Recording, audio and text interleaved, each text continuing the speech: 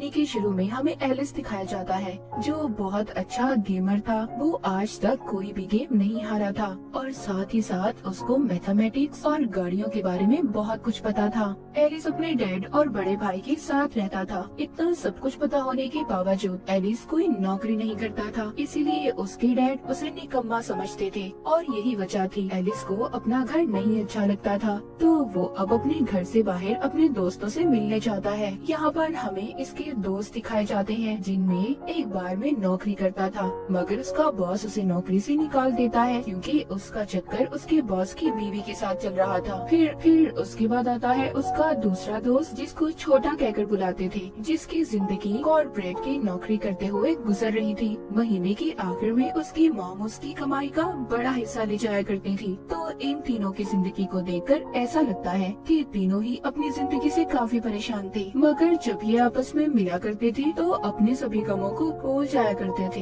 एक दिन वो सिगरेट पीते हुए सोचते हैं कि काश ज़ॉम्बी ब्रेकडाउन हो जाए, जिससे सब अपनी अपनी जिंदगियां दोबारा से शुरू कर सके। तभी वो रोड के दरमियान में मस्ती करने लगते हैं, जिससे एक गाड़ी का एक्सीडेंट हो गया था। पुलिस भी इनके पीछे लग गई थी। तभी वो एक बिल्डिंग के बाथरूम में आकर छुप जाते हैं, लेकिन अचानक से सभी लाइट्स बंद हो जाती हैं और इनको किसी की भी आवाज नहीं आ रही थी। जब ये बाहर जाकर देखते हैं तो बाहर कोई भी नहीं था। पूरा शहर वीरान सुनसान था, ना कोई जानवर ना कोई इंसान, यहाँ तक कि पूरे शहर में लाइट भी नहीं थी। पर एक बिल्डिंग के बाहर लाइट्स जली हुई थी। जब ये अंदर जाते हैं तो वहाँ पर गेम एरिया लिखा हुआ था। जब ये थोड़ा सा और आगे जाते हैं, गेट पर लेजर लाइट जल जाती है और वहाँ पर इन्हें बहुत सारे फोन भी रखे हुए मिलते हैं। जब वो फोन को उठाते हैं तो इनके फेस से उन फोन्स के लॉक खुल गए थे, जिसमें इन्हीं फोन पर इन्हें गेम रूल्स, उनके असूलों के बारे में पता चलेगा और साथ ही फोन पर एक टाइमर भी शुरू हो जाता है। फिर वहाँ पर एक लड़की आती है जो इस दुनिया में पहले से मौजूद थी। वो छोटे का आईडी कार्ड लेकर गेट के बाहर फेंक देती है। लेजर लाइट की वजह से कार्ड जल गया था। ये इन तीनों को समझाती है, अगर तुम में से कोई भी गेम खेलने बगैर यहाँ से बाहर गया तो ऐसे ही मारा जाएगा। वहाँ पर इनके पास एक और कॉलेज स्टूडेंट आ जाती है। इनकी गेम अब शुरू हो गई थी। पहले गेम का नाम था डेड और अलाइव, मरो या जियो, और इस गेम का लेवल था 3 ऑफ क्लब्स, जो इस ताश के कार्ड का नाम है। अब ये एक कमरे में आ जाते हैं। उसमें 2 दरवाजे थे जिन पर डेड और अलाइव लिखा हुआ था। उनको बताया जाता है कि इन्होंने अगर सही दरवाजे को ना खोला तो ये सब के सब मारे जाएंगे। एलिस का दोस्त छोटा ये सब अपने फोन में रिकॉर्ड कर रहा था, क्योंकि अभी तक इन सबको सब कुछ मजाक लग रहा था। तभी उस कमरे में गैस भरने लगती है। इन्होंने जल्दी किसी दरवाजे को खोलना था, वरना इनके कमरे में आग लग सकती थी। यहाँ पर जो लड़की इनको मिली थी वो कहती है हमें अलाइव वाला दरवाजा ही खोलना चाहिए। ये बात सुनकर कॉलेज स्टूडेंट बिना सोचे समझे लाइव वाला दरवाजा खोल देती है, जिससे वो बेचारी मारी जाती है। तभी वो लड़की डेड वाला दरवाजा खोलती है। सब अब वहाँ पर आ जाते हैं। ये सब के सब बच गए थे। अब सब इस गेम को सीरियस लेने लगे थे, क्योंकि इसमें इनकी जान भी जा सकती थी। अगले कमरे में आकर भी वहाँ पर 2 दरवाजे थे। यहाँ पर लड़की जो इनके साथ थी वो एलिस से कहती है इस बार तुम्हें दरवाजा खोलना होगा। पर एलिस के अंदर इतनी हिम्मत कहाँ थी। उसका दोस्त जो बार में काम करता था वो दरवाजा खोल देता है और उसकी किस्मत इतनी अच्छी थी कि वो सही दरवाजा निकलता है। सब उस कमरे के अंदर चले गए थे। अब आगे भी 2 और दरवाजे थे। यहाँ पर भी इन्हें सही दरवाजे का चुनाव करना था। एलिस का दोस्त उससे कहता है तुम्हें अपना दिमाग इस्तेमाल करना होगा, क्योंकि वो बहुत अच्छा गेमर था। तभी एलिस को याद आता है कि इस बिल्डिंग में आते हुए इसने एक मैप नक्शा देखा था, जिसमें 7 कमरे थे और इन्हें यहाँ से बचने के लिए अंदर का दरवाजा खोलना होगा। सब अब अंदर वाले कमरे में आ जाते हैं, जहाँ पर इनके सामने वही कमरा था जहाँ पर फिर से अलाइव लिखा हुआ था। एलिस अपने दोस्त का फोन लेकर फिर से पुरानी रिकॉर्डिंग चेक करता है। जब उस कॉलेज स्टूडेंट ने अलाइव वाला दरवाजा खोला था तो ये देखते हैं आगे उधर कोई भी दरवाजा नहीं था, मगर वो वक्त खत्म होने से पहले ही उसी दरवाजे को खोल लेते हैं। इन सब में एलिस के दोस्त छोटे का पाँव जख्मी हो गया था। ये गेम से बाहर आ चुके थे। इनके सामने 3 ऑफ क्लब्स का कार्ड रखा हुआ था। तभी उनके सबके फोन्स पर मैसेज आता है। इन सभी को 3 दिन का वीजा मिलता है, क्योंकि वो कार्ड 3 ऑफ क्लब का कार्ड था। अब यहाँ पर आगे बढ़ने से पहले मैं आपको इनकी गेम के कुछ असूलों के बारे में बता देती हूँ। तो यहाँ पर ताश के कार्ड्स इनकी गेम से जुड़े हुए हैं, जैसे कि अगर उन्हें स्पेड का कार्ड मिलेगा तो गेम फिजिकल एक्टिविटी पर होगी, यानी कि उन्हें खुद ही अपने आप को इस्तेमाल करना होगा। मगर अगर कार्ड क्लब का हुआ तो गेम को पूरी टीम मिलकर खेलेगी। वहीं अगर कार्ड डायमंड का हुआ तो दिमाग लगाने वाला होगा,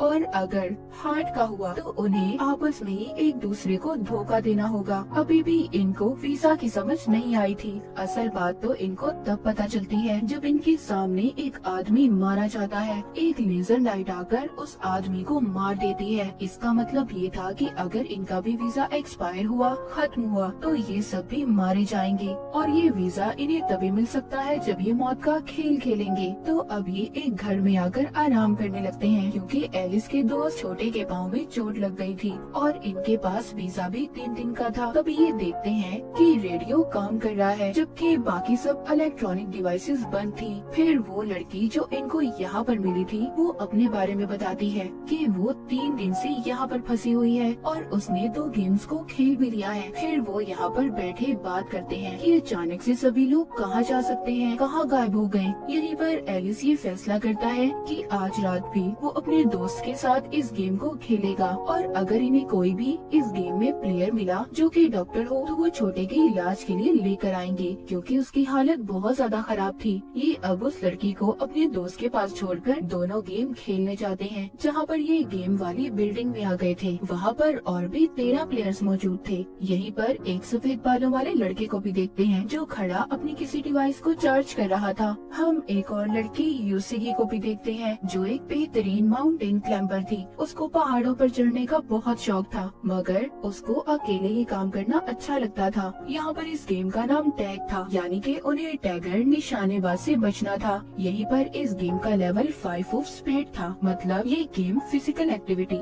यानी कि अपनी जान इन्हें उस निशानेबाज से बचानी होगी। उन्होंने इस गेम में एक ऐसे कमरे को ढूंढना था जिसमें एक बटन है, उसको दबाने से गेम खत्म हो जाएगी, और इसे खेलने का टाइम 20 मिनट का था। अगर इन्होंने इस गेम को खत्म ना किया तो पूरी बिल्डिंग वहीं पर ब्लास्ट हो जाएगी, सबके सब मारे जाएंगे। अब सब अलग अलग होकर उस दरवाजे को ढूंढने लगते हैं। ऊपर वाली बिल्डिंग पर सफेद बालों वाला लड़का भी खड़ा था जो सबको हाथ हिला रहा था, लेकिन अचानक से उधर निशानेबाज आ जाता है जिसने घोड़े का मास्क पहना हुआ था। यहीं पर मौत का खेल शुरू हो गया था। वो बगैर देखे ही सब पर गोलियों के निशाने लगाकर उन्हें मार रहा था। एलिस उसे देखकर समझ जाता है कि उसने जो मास्क पहना हुआ था उस वजह से वो सिर्फ सामने ही देख सकता था, अपने दाएं बाएं नहीं देख सकता था। ये बात एलिस वहाँ पर सबको बता देता है। तभी यूसीगी वहाँ से पाइप से मदद लेकर ऊपर वाली मंजिल पर जाकर दरवाजे को चेक कर रही थी। एलिस को यहाँ पर एक और प्लेयर मिलता है जिसका नाम एगोनी था, और उसने हाथ पर अजीब सी घड़ी भी बांधी हुई थी।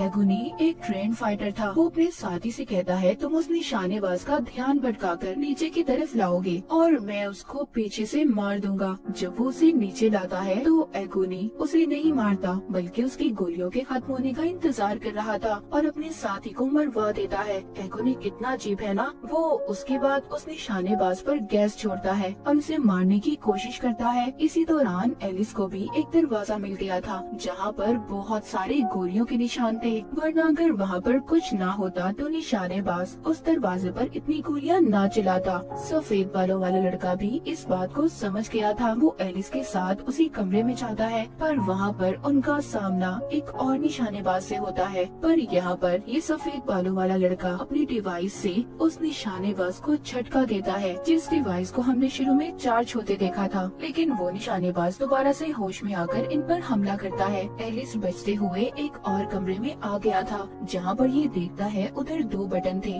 और इन दोनों को एक साथ ही दबाना था। एलिस अब आवाज देकर किसी को अपनी मदद के लिए बुलाता है। वहाँ पर यूसीगी आ गई थी। वो आकर देखती है कि निशानेबाज यहाँ पर भी पहुंचकर एलिस के साथ लड़ रहा था। तभी यूसीगी उसी सफेद बालों वाले लड़के की डिवाइस की मदद से एक और निशानेबाज को झटका देती है, जिसके बाद दोनों उछलकर एक साथ दोनों बटन्स को दबा देते हैं। पर टाइम खत्म हो गया था, लेकिन उन्होंने 1 सेकंड पहले ही अपने टास्क को पूरा कर लिया था। यहाँ पर जब निशानेबाज अपना मास्क उतारता है तो वो एक औरत थी। यहाँ पर हमें पता चलता है कि वो भी एक प्लेयर थी। उसका टास्क यहाँ पर सबको मारना था। एलिस देखता है उस औरत के गले में पट्टा बंधा हुआ था जो कुछ देर के बाद ब्लास्ट हो जाता है। वो औरत मारी जाती है। इसके बाद एलिस और उसके दोस्त दोनों वॉकी टॉकी पर बात करते हैं। उन्हें एक बीच को तलाश करना था। सफेद बालों वाले लड़के को उसी औरत की जेब से कागज मिलता है जिस पर कुछ लाइंस बनी हुई थी। ये उसे अपने पास रख लेता है। फिर जब ये घर आकर बात करते हैं जहाँ पर एलिस का दोस्त जो बार में काम करता था वो उनको उसी मैसेज के बारे में बताता है जो उसने वॉकी टॉकी पर सुना था। इधर वो लड़की जो छोटे के साथ थी, इन दोनों का वीजा खत्म होने वाला था, इसीलिए इन्हें दोबारा से गेम खेलकर वीजा हासिल करना था। ये गेम अब इन चारों को खेलनी थी और इसका नाम था हाइड एंड सीक। इस गेम में इन्होंने छुपकर एक दूसरे को ढूंढना था। इस गेम को खेलने के लिए इन्हें हेडफोन और एनिके दी जाती हैं। जैसे ही ये इसे पहनते हैं इन सबकी गर्दनें लॉक हो जाती हैं और इनके गलों में भी वैसा ही पट्टा आ गया था जो उस औरत की गर्दन में था। ये वो चश्मे लगाकर एक दूसरे के चेहरे को स्कैन कर रहे थे। इस गेम का लेवल 7 ऑफ हार्ट्स था। अब हार्ट का मतलब ये है कि इन्हें आपस में एक दूसरे को धोखा देना होगा। इस गेम में एक इंसान वुल्फ भेड़िया रहेगा और उसे बाकी प्लेयर से छुप कर रहना होगा और जिसने इसे पहचान लिया वो खुद भेड़िया बन जाएगा। गेम के 15 मिनट के बाद जो वुल्फ भेड़िया बनकर रहेगा उसके अलावा बाकी सबको मार दिया जाएगा। यानी कि इस गेम में सिर्फ एक इंसान ही बचेगा। जब एलिस का छोटा दोस्त ये सुनता है कि सब मारे जाएंगे वो पागल सा हो गया था और अपना वो पट्टा उतारने की कोशिश करता है। एलिस कहता है नहीं पागल, ऐसे मत करो वरना ये फट जाएगा। और इसी दौरान एलिस और छोटे का आई कांटेक्ट हो जाता है। मतलब वो बहुत ही गौर से एक दूसरे को देख रहे थे। यहाँ पर एलिस वुल्फ बन गया था। अब ये सब समझ गए थे कि इन्हें वुल्फ बनने के लिए एक दूसरे की आंखों में देखना होगा। जब वो लड़की वुल्फ बनती है तो जाकर एक गार्डन बाग में छुप जाती है। वो चाहती थी कि वो 15 मिनट तक छुपी रहे, उसे कोई ना ढूंढे, जिससे वो गेम में बच जाएगी। मगर इसको एलिस का बार वाला दोस्त ढूंढ लेता है। इन दोनों की आपस में वहाँ पर बहुत लड़ाई हो रही थी। एलिस भी यहाँ पर आ गया था, इन्हें छुड़वाने की कोशिश कर रहा था मगर वो वुल्फ बन जाता है। ये दोनों अब एलिस को घेर कर उसे मारने लगते हैं, लेकिन छोटा दोस्त वहाँ पर आकर एलिस को यहाँ से भागने का कहता है। इन तीनों को यहाँ पर अपनी पुरानी यादें याद आ रही थी कि इन्होंने कितना अच्छा वक्त एक साथ गुजारा था और वो लोग कितने प्यार से रहा करते थे। मगर अब इस गेम की वजह से वो एक दूसरे के दुश्मन बन चुके थे। एलिस सब याद कर रो रहा था। वो अपने दोस्तों को ढूंढता है, उन्हें आवाज लगाता है पर कोई जवाब नहीं देता क्योंकि सब अब यही चाहते थे कि एलिस ही आगे इस गेम को खेले। आखिर के 10 सेकंड में बार वाला दोस्त एलिस को मिल गया था। वो एलिस से कहता है कि एलिस तुम्हारा शुक्रिया और एलिस की आंखों के सामने उसके दोस्त का पटा फट जाता है जिससे उसकी मौत हो गई थी। एलिस के तीनों दोस्तों की गर्दनें उड़ गई थी। वो अपने दोस्तों की मौत पर बहुत रोता है, उसको बहुत दुख हो रहा था। अगले दिन यूसिकी जब अपने लिए खाना तलाश कर रही थी तो रोड पर वो पड़े हुए एलिस को देखती है। उसको उठाकर वो अपने घर ले आई थी। हम देखते हैं यूसिकी को घर में अकेले रहना पसंद था। जब एलिस को होश आता है तो वो उसको बताती है तुमने गेम में मेरी मदद की थी इसलिए मैं तुम्हारी मदद कर रही हूँ। यूसिकी उसको बताती है कि मेरे डैड एक बहुत अच्छे माउंटेन क्लाइंबर थे, उनको पहाड़ों पर चढ़ने का बहुत शौक था, पर जब उनकी मौत हुई तो मीडिया वालों ने झूठी खबरें फैलाई कि उन्होंने अपनी जान खोद ली है। उसका बताने का ये मतलब था कि एक न एक दिन हम अपने प्यारों को जरूर खोएंगे, पर इसका मतलब ये नहीं हम उनके साथ मर जाएं। मौत तो तभी आएगी जब हमारा वक्त होगा, इसलिए जब तक हम जिंदा हैं हमें लड़ना होगा। वो एक किस्म का एलिस को हौसला दे रही थी। एलिस उसकी बातें सुनकर उठता है और ये फैसला करता है कि वो इस गेम के हेड को ढूंढेगा और अपने दोस्तों की मौत का बदला लेगा। पर अब इन दोनों का वीजा भी खत्म होने वाला था, इसीलिए अभी रात को गेम एरिया एक टनल में पहुंच जाते हैं। वहाँ पर आगे जाने पर इनको बस में 3 प्लेयर मिलते हैं जो पहले ही 3 गेम्स जीत चुके थे और इनकी काफी अच्छी दोस्ती भी थी। एक प्लेयर के पाँव पर चोट लगी हुई थी, वो ठीक तरह से चल नहीं पा रहा था। इस गेम का नाम था डिस्टेंस, फासला, और इस गेम का लेवल 4 ऑफ क्लब है, यानी कि ये टीम वर्क वाली गेम थी। सबको मिलकर खेलनी होगी। इनको 2 घंटे से पहले अपनी जगह पर पहुंचना था और अगर इन्होंने ऐसा नहीं किया तो आप जानते हैं कि इनके साथ क्या होगा। इनके फोन में इंडिकेटर भी था जिससे इन्हें पता चलता है कि इन्होंने कितना फासला तय करना है। ये बस को चलाने की कोशिश करते हैं पर उसमें फ्यूल ही नहीं था। फिर ये सभी भागकर फासला तय करने की कोशिश करते हैं। इन्होंने उस टनल की दूसरी साइड तक जाना था जो काफी लंबा रास्ता था। यहाँ जिस प्लेयर के पाँव में चोट लगी थी वो भाग नहीं सकता था, इसलिए अपने दोस्तों को जाने का कहता है। वो जाना तो नहीं चाहते थे थे, पर अब खैर कर भी क्या सकते थे। अब ये उसको वहीं पर छोड़कर चले जाते हैं। जब ये भागते भागते 6 किलोमीटर का फासला तय करते हैं, तभी वहाँ एक काला पैंथर आ गया था, जो उनमें से 3 प्लेयर में से एक प्लेयर को खा जाता है, जो इन्हें बस में मिले थे। जब पैंथर उसको खा रहा था, तो बाकी के तीनों मौका देखकर आगे भागते हैं। जब आगे जाते हैं तो एलिस उधर एक बाइक देखता है। अब बाइक में फ्यूल तो था, लेकिन बैटरी नहीं थी, इसलिए ये इस बाइक को वापस से बस की तरफ ले जाने का फैसला करता है, ताकि बस में इस बाइक का फ्यूल डाल दे और जो बस में प्लेयर है जिसकी टांग पर चोट लगी हुई है वो भी बच जाए। इधर यूसिकी और इसके साथ एक प्लेयर टनल के आखिर तक आ गए थे, मगर उधर पानी के बैरियर्स थे जिसमें बहुत सारा पानी था और गेम के खत्म होते ही वो पानी टनल में आएगा, सबके सब मारे जाएंगे। पानी अब टनल में आने लगता है। वो प्लेयर जो यूसिकी के साथ था वो उसे बचाने की कोशिश करता है। एलिस भी बस को लेकर आ गया था, जहाँ पर यूसिकी अपना हाथ एलिस की तरफ बढ़ाती है, जिससे वो तो अब बस में आ गई थी, पर उनकी बस पानी में डूब जाती है। जब पानी वापस जाता है तो ये निकलकर बस के ऊपर खड़े हो गए थे। ये बस में लिखा हुआ गोल देखते हैं, जिसे देखकर एलिस परेशान हो गया था। वो समझ गया था कि फोन पर हमें तभी 0 डिस्टेंस नजर आ रहा था। वो तो शुरू से ही गोल में बैठे थे।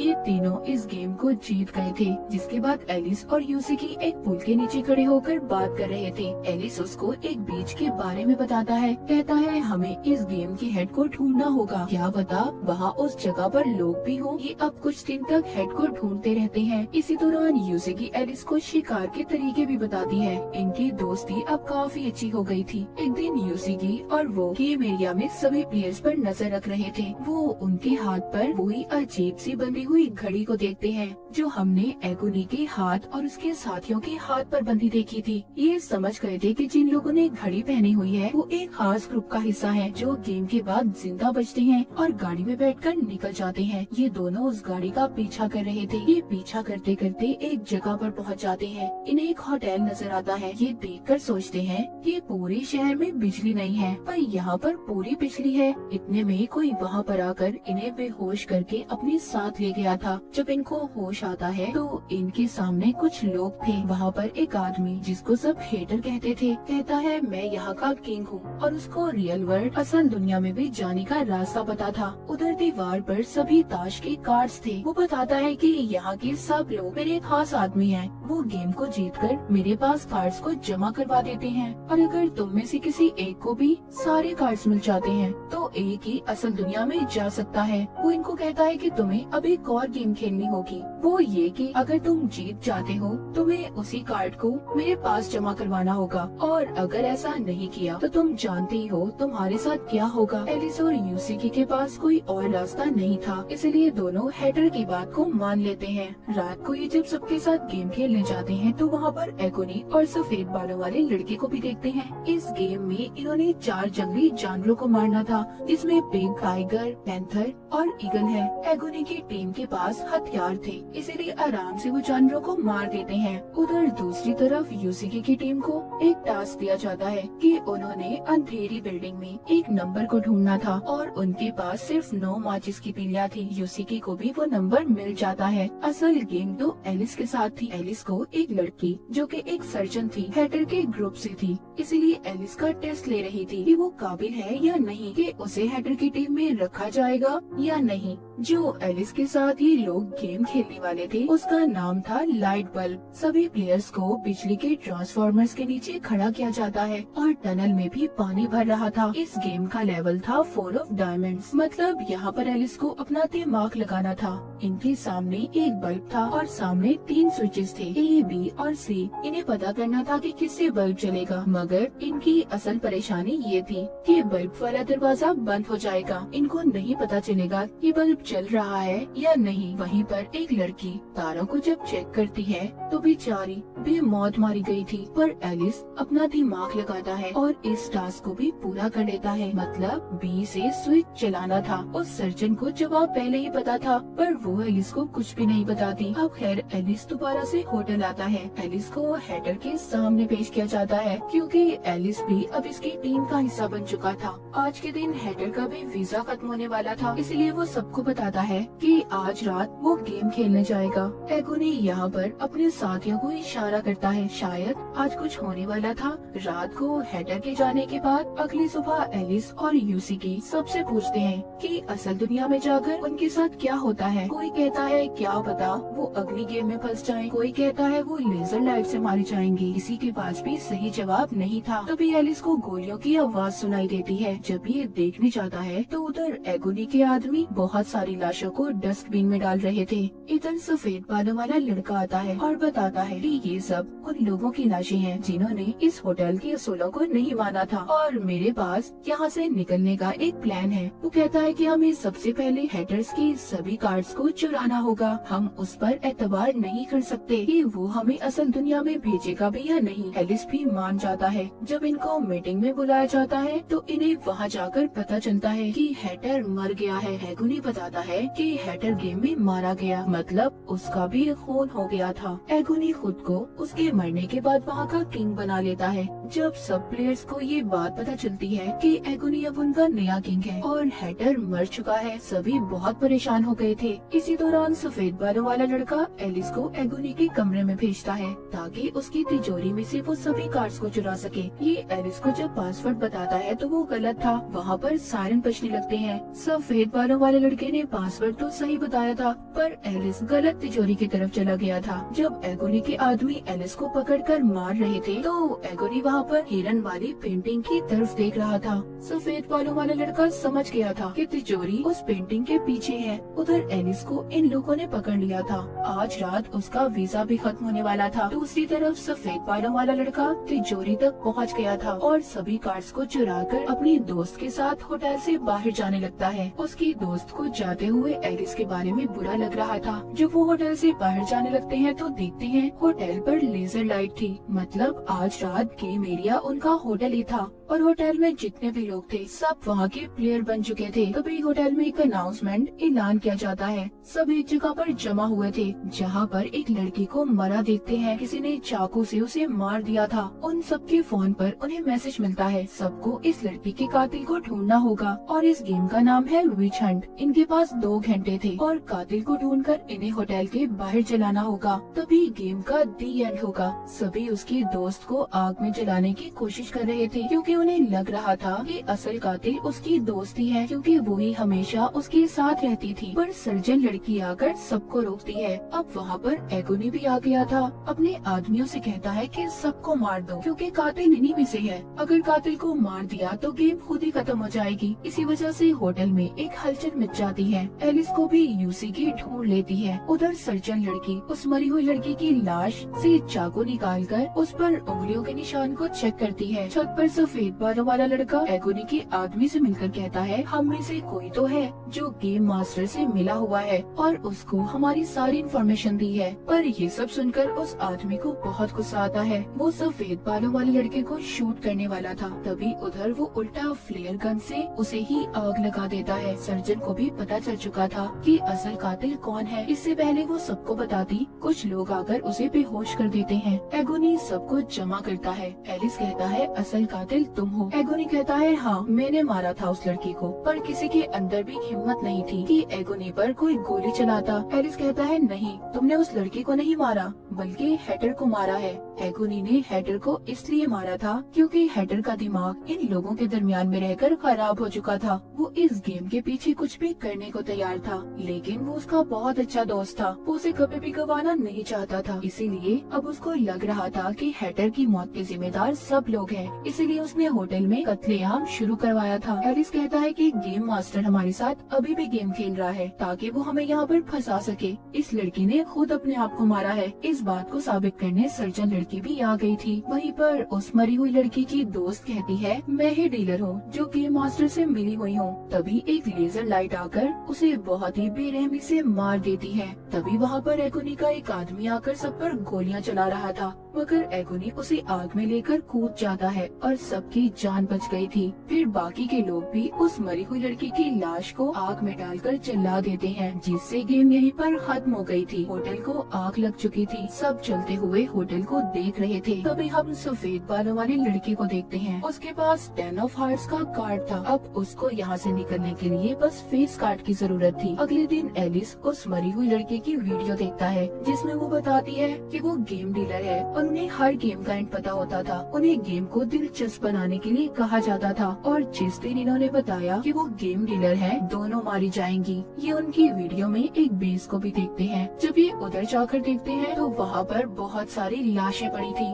उधर सफेद बालों वाला लड़का भी था जो आकर इन्हें वही कागज दिखाता है जो उसको उसी औरत की जेब से मिला था जो निशानेबाज थी। असल में वो यहाँ पर आने का नक्शा था। इससे पहले ये कुछ समझ पाते, सारी लाइट्स जल जाती हैं। वहाँ कंप्यूटर स्क्रीन पर हम हैटर के ग्रुप की एक लेडी को देखते हैं जो गेम मास्टर के लिए काम करती थी। वो इनको सभी कार्ड्स को जमा करने पर इन्हें मुबारकबाद देती है। कहती है आप लोग अगले राउंड में पहुँच गए हैं। अगर इन्होंने उसे पार कर लिया तो इन्हें फेस कार्ड मिल जाएगा। जब ये लोग बिल्डिंग से बाहर आते हैं, इन सब की नजर एक बैनर पर पड़ती है जिस पर किंग का कार्ड था और वो बैनर शहर भर में घुमाया जा रहा था। तो आपको इनमें से सबसे ज्यादा कौन सी गेम पसंद आई? कमेंट सेक्शन में जरूर बताइएगा। और इसी के साथ ये सीजन यहीं पर खत्म हो जाता है।